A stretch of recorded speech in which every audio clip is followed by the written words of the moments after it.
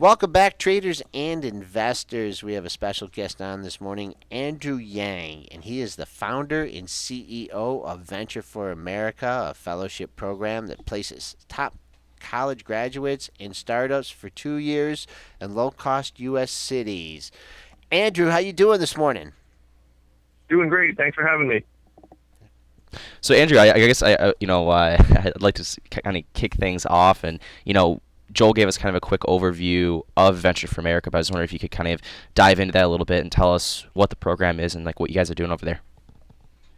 Sure. Venture for America, as you said, is an organization that recruits top college graduates to work at startup companies in Detroit, New Orleans, Providence, Cincinnati, Las Vegas, Baltimore, Cleveland, Philadelphia, and other U.S. cities to generate job growth and train the next generation of entrepreneurship.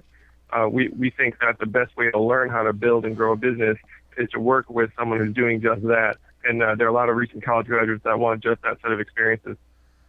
So I know you kind of had an interesting path to getting to building this program, and kind of what led you there. I don't know. Would you mind going into that? Because I think your path that took you there and kind of led you to found it is an interesting one. Sure. Well, when I graduated from Brown in the 90s, I didn't know what the heck to do with myself. So I went to law school. And I found law school actually clarified very little as to what I wanted to do.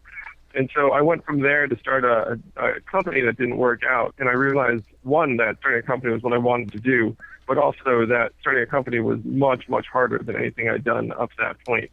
And so I stuck with it and worked in startups for the next 10 years and became the CEO of Manhattan GMAT, that was acquired by the Washington Post.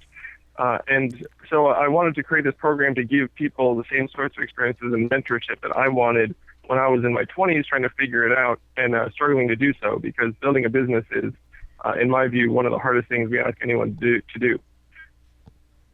So building a business is incredibly difficult. I think you probably hit the nail on the head there.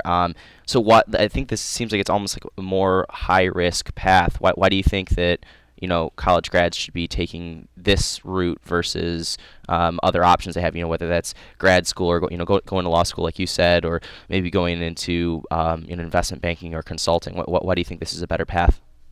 Well, it's funny. It depends on your perspective of risk. I mean, law school is considered a very safe option, but if you look at it, it's probably one of the riskiest things to do out there right now.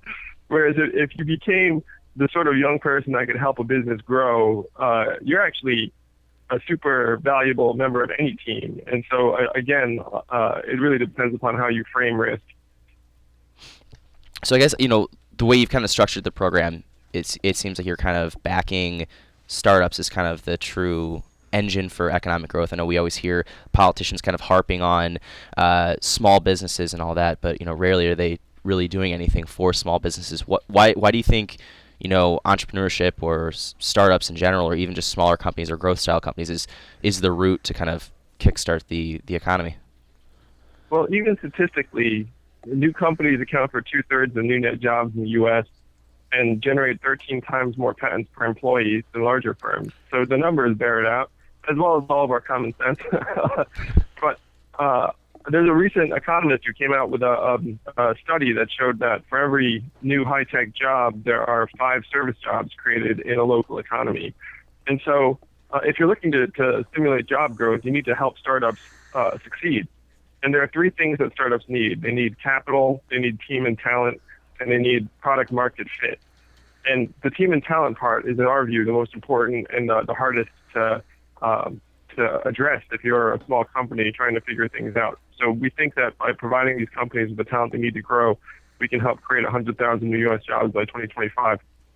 Okay, to go into sectors here, and you mentioned the different cities. Are these, I mean, what kind of startups are you coming across now? I mean, are we just all going with the tech startups, or are you finding things in other industries as well?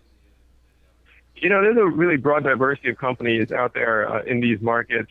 Certainly, a lot of them are tech and tech-enabled, but a lot of them are product-based in a way that's not necessarily, what you consider tech. I'm going to give a shout-out to a couple of the companies our fellows are working on. So one of our fellows started a company called Banza Pasta that's actually based in Detroit, and they make gluten-free, high-protein pasta for people that want to eat pasta and not feel like they're making themselves fat, or they might have some kind of dietary like sensitivity. So that now it's going to be obviously very tech enabled, where they have like an e-commerce site and whatnot, but that's not what you consider a traditional tech company. There are a lot of companies out there that are growing across the country that we're fortunate enough to work with. So if you're looking at all these tech companies and younger startups and all that, and it seems like you're kind of focusing on creating job growth in the United States. Does that mean do you have kind of like a macroeconomic view of like the United States right now? I mean, do you think that the future is bright in the near future, or do things look bright to you, or do you think we've still got some more hardship to go through? Do you have kind of like a general view there? Sure. I mean, if you're asking in regards to the stock market, I certainly feel like this market's kind of getting long in the tooth. But big picture, to us, the future is bright depending upon what our young people are doing and where our talent's going. Like if we have our top young, smart people working on building businesses and creating engines of future prosperity, then the future will be bright. If we have them trying to get into fields that aren't growing, or trying to become professional service providers in ways that don't really move the economy forward, then it's not going to be so great. So hopefully it's something that we can all impact in the days to come. And so by putting these new students with startup companies, what you're hoping is that they gain knowledge from the struggles to do it, and then perhaps leave those companies and start their own startup companies? Well, that's actually the circle of life that you see commonly in the startup world, where if you look at PayPal, the alums of PayPal or Apple or Yahoo or any of these companies have started dozens of other successful growth companies. And it stands to reason that if you want to learn how to be an entrepreneur, the best thing you can do is work with an existing, more experienced entrepreneur for several years. That's how I grew. I mean, that's, after my company flopped, I worked for a more experienced entrepreneur for a number of years. So you learn by what you see. And so if you have people who are supporting existing entrepreneurs, definitely other startups will follow. Now, I know one thing you did mention in your last answer is that you thought that the market's getting a little long in the tooth, and I know that you're not exactly a money manager here, but every time I run across somebody smart, I like to get a look at their market outlook. And with Joel being a perma bear over here, I think he's probably jumping up and down at your outlook there. Why do you think the market seems to be a little overextended, or I guess long in the tooth, as you said? Well, you can see it with just a few firms reporting results that weren't quite as rosy as people expected, and their stocks got pummeled. And there are a lot of stocks that are kind of priced to perfection, at least from my perspective. And certainly you can see a lot of enthusiasm for companies that are of recent vintage and haven't quite proven themselves, and then you see corrections around them. So to me, that's like a sign that the market's starting to try and really evaluate where these companies are going.